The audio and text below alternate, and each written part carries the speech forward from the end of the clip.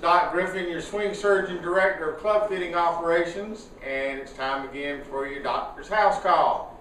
Today we're going to deal with a question that came in from Mr. Wilson Doyle, and he asks, what is the proper lie angle for an iron?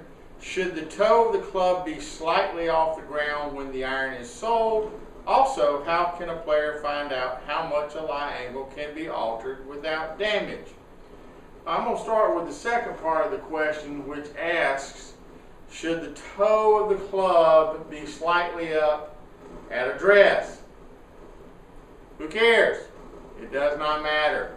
And I'm not being flippant. You know me. Would never be flippant. The point of the fact of the matter is, on a lie angle, or how a club sits at address, is what we call a static measurement. And about the only static measurement that I give any credence to would be length. How a club sits at address is really irrelevant. If it bothers you visually, then you may want to change it. However, when I answer the first part of the question, what is the proper lie angle for an iron, I think you would learn to go with what's proper and not necessarily how it looks at address. I have included a picture here of one of the most weirdest fitting situations that I ever came across with lie angle. The picture that you saw actually was what a guy's club looked like at address. And even knowing better, my initial thought was, now where am I going to find a club that I can bend that much flat? You see the toe was sitting up like this, and for it to sit square on the ground, I'd have to flatten the lie. And the outcome of the guy's fitting was we actually made his clubs 2 degrees upright, which made the toe sit even further off the ground. Proper lie angle for an iron is determined by the shaft properties in the tip. It's determined by the weight of the head. It's determined by the force that you swing. It's determined by how you release it. It has nothing to do with, and I know this goes out on a limb, the plane that you swing on or the type of swing that you're using. It has everything to do with a weight on the end of the stick and the resistance of the stick when the force is applied in swinging a golf club from keeping that toe from bending down, which is called the toe down effect. So the proper lie angle for an iron is the one that causes the club to come through square as you're impacting the ball with the shaft that you're using, the head that you're using, and with your swing. I know of plenty of places where you can go in and get fit for your lie, and they'll just go grab a club, come back, and hand it to you and say, okay, here, let's see what your lie angle ought to be. Friends, let me tell you something.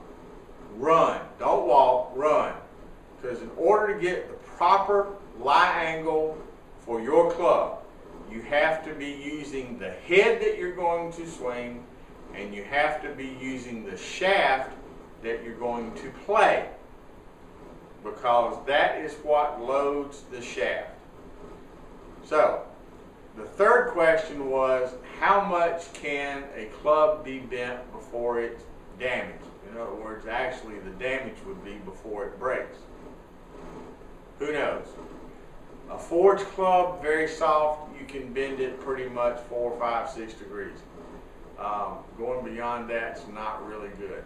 If you get a really good soft cast club, I've seen those that you can bend up 4 to 5 degrees as well. It also depends on the length of the hosel. The longer the hosel, the more it can be bent. You can get some very hard cast clubs, which there are a couple brands out there that I won't mention, but you can work up a sweat and hurt yourself trying to get 1 degree out of. So the answer to that question is it's dependent upon the brand, and if you've got clubs that you want to have bent, a good club builder or club maker will know if the club is on the list of do not bend, meaning they have a history of breaking. He can also find out from the manufacturer if it's something from off the shelf that you want to have bent.